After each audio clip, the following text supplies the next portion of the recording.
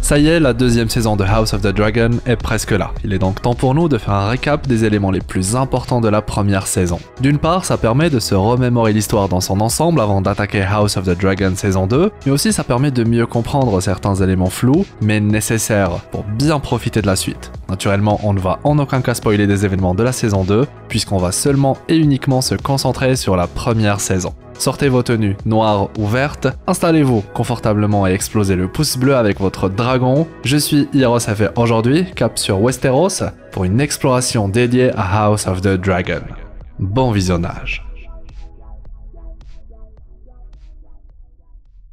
L'histoire de House of the Dragon se déroule environ 200 ans avant celle de Game of Thrones. Nous ramenons ainsi plusieurs générations en arrière, à une époque où les dragons n'ont pas encore tous disparu.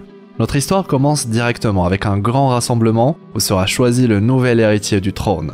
L'actuel roi est Jaehaerys Targaryen. Il est un souverain sage, respecté, mais après un long règne, il se retrouve sans héritier direct à cause de la mort de ses fils. Pour éviter une guerre de succession, un grand conseil est alors convoqué, un grand conseil où les seigneurs de Westeros sont tous présents et doivent choisir entre deux prétendants.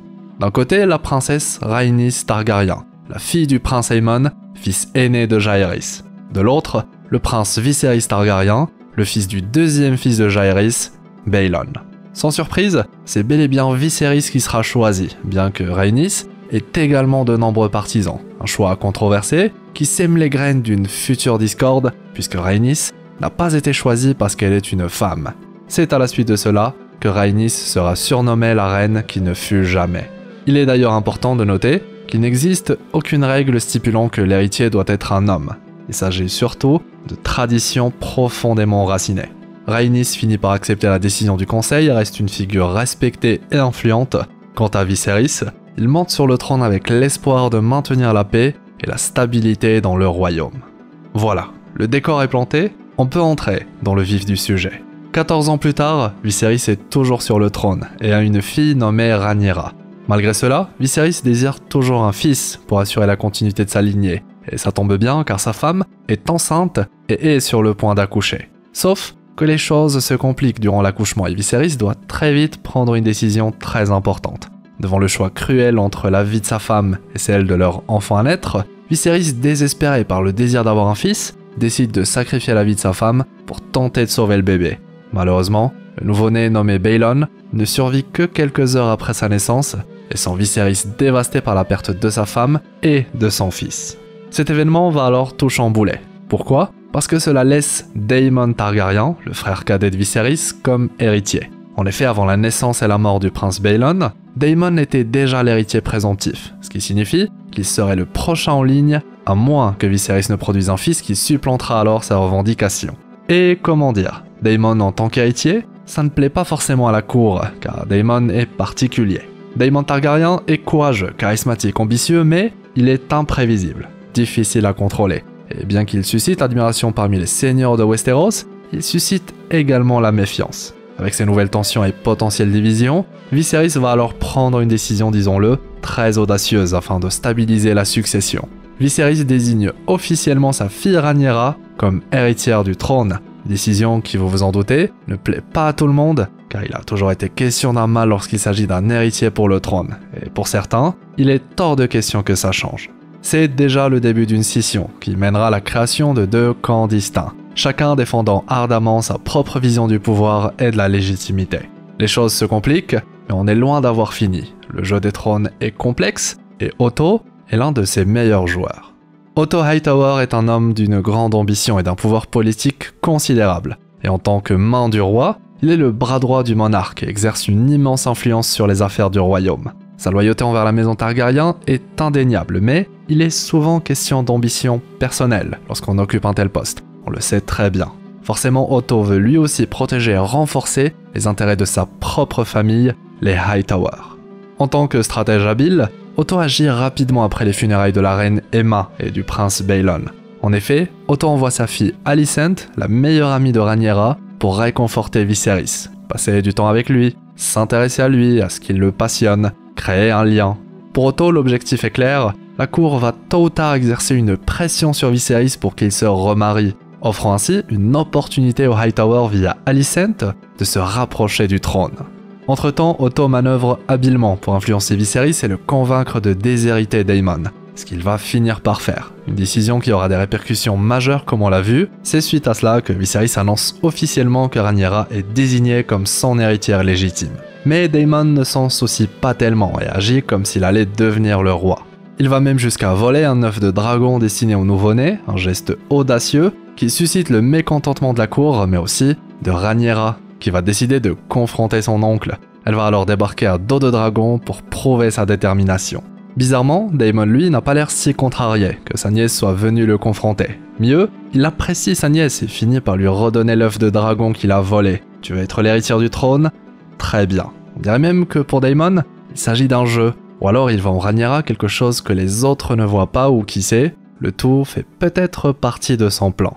Comme l'avait pressenti Otto, la cour va bel et bien proposer à Viserys qu'il se remarie. Et très vite, il reçoit des demandes très intéressantes. Parmi elles, celle de Corlys Velaryon, le mari de Rhaenys Targaryen, souvenez-vous, il s'agit de la reine qui ne fut jamais, la cousine de Viserys. Et il se trouve qu'avec Corlys, ils ont une fille, mais elle est encore très jeune.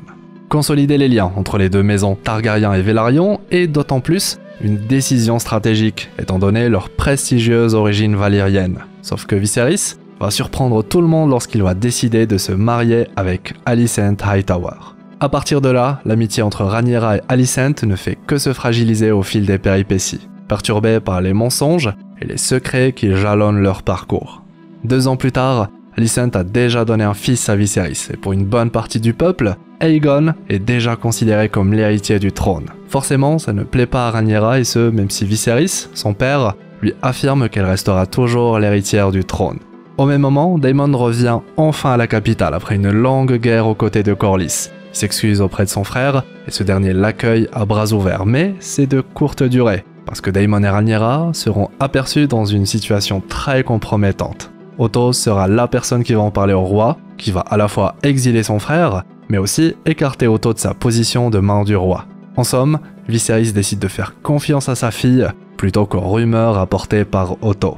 Encore un événement qui va creuser l'écart entre Alicent et Rhaenyra, après qu'Otto ne lui ait clairement fait comprendre qu'elle n'était plus son amie, mais une rivale pour la couronne que doit apporter son fils Aegon. Pour faire taire les rumeurs, Rhaenyra doit se marier, et ce sera son cousin Laenor Velaryon, fils de Corlys et Rhaenys, qu'elle va épouser. Un mariage politique qui va permettre aux deux de continuer leurs aventures secrètes. Sauf que l'amant caché de Rhaenyra, Criston Cole, commence à poser problème. Il ira même jusqu'à tout avouer à Alicent. Il va alors rejoindre le camp de cette dernière, un événement qui mettra fin définitivement à l'amitié entre les deux jeunes filles et au début du jeu des trônes entre celles-ci. 10 ans plus tard, on retrouve une Rhaenyra qui accouche de son 3e fils, mais ce dernier, comme ses frères, n'a malheureusement aucune ressemblance avec leur présumé père. Et pour cause, leur vrai père est Harwing Strong, le fils de l'actuelle main du roi. Après l'accouchement, tout le monde est content. Tout le monde, sauf Alicent, qui n'arrête pas de répéter à Viserys que ses petits-enfants ne sont pas de Laenor Velaryon, mais le roi ne souhaite pas l'écouter. Ainsi, les princes, enfants de Rhaenyra et Alicent, grandissent tous ensemble et se chamaillent tout le temps. Un jour, Criston Cole ira même jusqu'à provoquer l'amant secret de Rhaenyra lorsqu'il va prendre la défense de l'un de ses fils. Pour atténuer les rumeurs naissantes quant au vrai père des enfants de Rhaenyra, Harwing Strong sera dans l'obligation de quitter la ville. Pendant ce temps-là, Alicent a maintenant l'habitude de s'entretenir avec Larys Strong. C'est le frère de Harwing, mais aussi un spécialiste de manigance et de compétences d'espionnage et de manipulation. Durant l'une de leurs discussions, Alicent évoquera l'envie de voir son père redevenir main du roi, et très peu de temps après, la main du roi actuelle mais aussi Harwing meurt dans un événement des plus tragiques. Est-ce que Larys Strong a sacrifié sa famille pour Alicent? Il semblerait bien que oui. De son côté, Daemon va se marier avec Laena Velaryon après que son ex-femme soit morte dans un accident qu'il a provoqué. Mais à son tour, l'accouchement de sa nouvelle femme va mal se dérouler et cette dernière décidera de se donner elle-même la mort.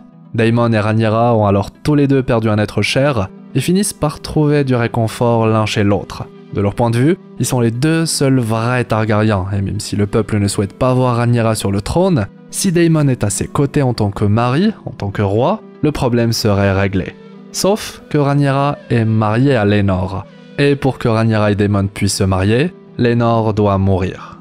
Et c'est ce qui va arriver, du moins c'est ce que va faire croire Daemon à la cour, car il va aider Laenor à s'enfuir en simulant sa mort. Tout le monde en sort gagnant, Laenor lui peut poursuivre ses rêves comme il le souhaite, loin de la cour. Quant à Daemon et Rhaenyra, ils peuvent enfin se marier.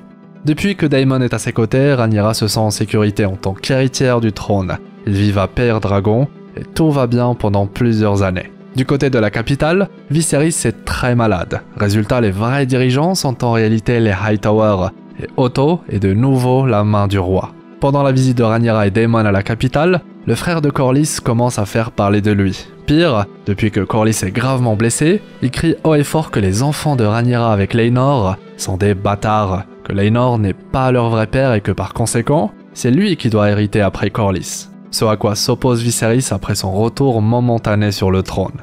Le frère de Corlys ose alors défier le roi en insultant ses petits-enfants de bâtards, une déclaration qui lui coûtera la vie.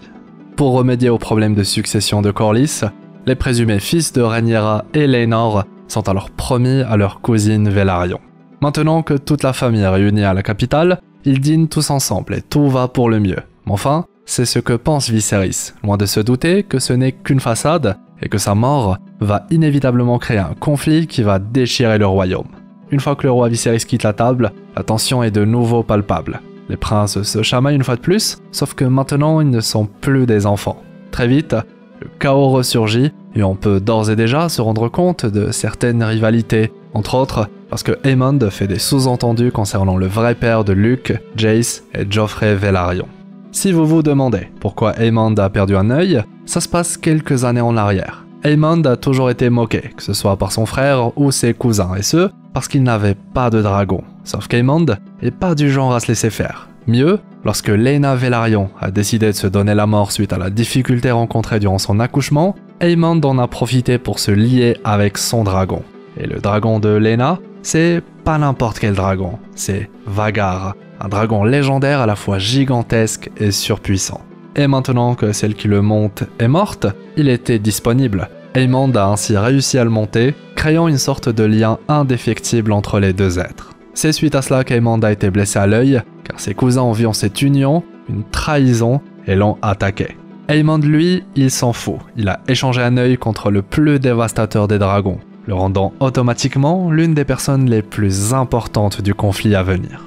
Vient alors le jour où Viserys meurt, mais juste avant, Alicent est à ses côtés et l'entend murmurer des mots qu'elle ne comprend pas. Elle se concentre et tout à coup elle entend parler d'Aegon et qu'il doit être roi. Elle pense alors qu'il s'agit de son fils, Aegon, et que la dernière volonté de Viserys est que ce soit lui qui devienne roi. Mais tout ça, ce n'est pas très important car Otto et la cour ont en réalité déjà prévu de faire d'Aegon le nouveau roi après Viserys. Il est question de trahir Rhaenyra depuis le début, et maintenant que Alicent croit que c'est la volonté de son mari, c'est encore mieux. Ils réunissent alors les seigneurs pour couronner Aegon, vu que de toute manière, Rhaenyra, elle, est à Peyre Dragon, bien loin de la capitale. Les quelques partisans de Rhaenyra à la cour qui s'opposent au couronnement sont assassinés. Quant à certains, ils arrivent à fuir. Rhaenys, elle, est emprisonnée le temps de couronner Aegon, sauf qu'elle arrive à s'échapper. Elle a même failli tuer Alicent, ses enfants, même son père Otto et tous ceux qui ont opté pour le couronnement d'Aegon, mais elle décide finalement de les laisser vivre. Elle s'envole alors à dos de dragon vers Peyre Dragon pour prévenir Rhaenyra de la mort de son père, mais également de la trahison du couronnement d'Aegon. L'un des gardes qui a aidé Rhaenys à s'échapper finit lui aussi par arriver à Peyre Dragon, et il avait réussi à voler la couronne de Viserys qu'il offre à Rhaenyra. C'est alors au tour de Rhaenyra d'être couronnée. Une guerre civile targaryenne est alors inévitable, avec d'un côté la nouvelle reine Rhaenyra et ses enfants, Daemon, Rhaenys, etc. De l'autre, Alicent et ses enfants, dont Aegon le nouveau roi, Aemond, Otto, etc. En résumé, c'est le début du conflit entre les Noirs et les Verts, deux factions rivales au sein de la maison Targaryen. Les Noirs menés par Rhaenyra et ses partisans, revendiquant son droit légitime au trône, tandis que les Verts, dirigés par Alicent Hightower et son fils Aegon, prétendent que le trône revient à Aegon. Une guerre civile, forcément, ça ne concerne pas que les Targaryens. Les autres maisons vont elles aussi avoir leur rôle à jouer. La maison Stark, la maison Lannister, Baratheon et j'en passe. Il faut alors contacter ces maisons et les pousser à être de son côté. C'est pour cette raison que Rhaenyra envoie l'un de ses fils chez les Baratheon, et ce, à dos de dragon, histoire qu'il soit pris au sérieux. Sauf que lorsqu'il arrive sur place, Luke se rend compte qu'il y a déjà un dragon sur place et que quelqu'un est donc arrivé avant lui. Et il s'agit d'Aemond. On apprend alors via Luke que les Baratheons seront du côté des Verts, du côté d'Alicent. Sauf qu'Aemond ne laisse pas repartir son neveu comme si de rien n'était. Il décide de le poursuivre à dos de dragon après lui avoir rappelé que c'était à cause de lui qu'il avait perdu un œil. S'ensuit alors une sorte de poursuite à dos de dragon, durant laquelle Aemond perd le contrôle de Vhagar qui va dévorer Luke ainsi que son dragon. La scène est complètement folle. Aemond, qui voulait à la base seulement effrayer Luke, se rend finalement compte qu'il a causé sa mort et surtout qu'il a indirectement déclaré la guerre. À Père Dragon, Daemon apprend la nouvelle à sa femme Rhaenyra, dont la douleur se transforme rapidement en une rage froide et déterminée. La suite, c'est dans la saison 2 de House of the Dragon. Voilà. Mais du coup, vous êtes plutôt team vert ou team noir? De mon côté, j'avoue, je suis pas encore sûr de mon choix. En tout cas, c'est difficile de tout récapituler sans se perdre dans la complexité de l'intrigue, mais je pense qu'on a traité de l'essentiel, soit les points les plus importants à connaître avant d'attaquer la suite. Je compte sur vous dans les commentaires pour ajouter d'autres informations que je n'ai pas forcément décidé d'approfondir et que vous jugez capitales, sans bien évidemment spoiler la suite de l'histoire. Et aussi, si vous relevez une petite erreur, n'hésitez pas également à le souligner en commentaire. Clairement, c'est toujours un plaisir de s'attaquer à l'univers de Game of Thrones, et j'espère que l'exploration d'aujourd'hui vous aura plu. Si vous êtes d'attaque, on en fera tout au long de la saison 2. Si vous avez apprécié cette nouvelle exploration, je compte sur vous pour le pouce en l'air, le fameux pouce bleu du roi de la nuit. C'est très important, récompense le travail fourni et permet à la vidéo d'explorer plein d'univers. Et puis, abonnez-vous pour ne rien rater. Je vous partage de belles vidéos en annotation, à ne surtout pas rater quant à moi. Je vous souhaite une agréable journée ou soirée. C'était Hirosef, votre explorateur d'univers préféré, pour vous servir.